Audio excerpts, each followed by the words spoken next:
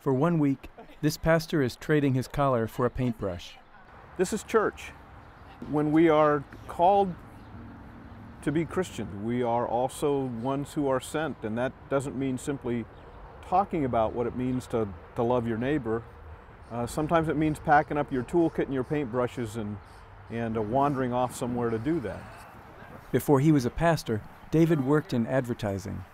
After pursuing another career, a successful career for a number of years, with a wife and 2 little boys, we got uprooted when I went to seminary.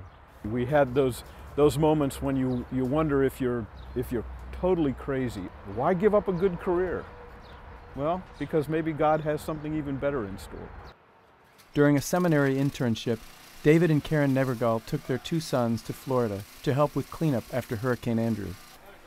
Now, years later, the Nevergalls are spending a week rehabbing a house in Cedar Rapids, Iowa, which was significantly damaged during floods that hit 2 years ago. The family journey continues as their son Mike is now assistant director for Lutheran Disaster Response. He's heading up the project his parents are working on. Now as a dad, I get to work with Michael and carrying on that ministry which he first got to dabble in as a kid. And I like to think that in some ways, God has moved us through this process, not just because I had a call to ministry, but that our whole family had something new to live out. There's a prayer.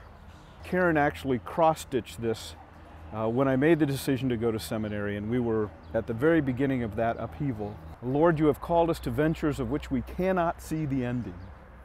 I love that. Our whole life is that. We walk into places where we don't know the outcome.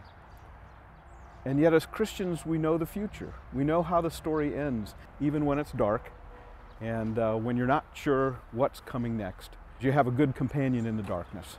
And that companion, that God is going to lead you home.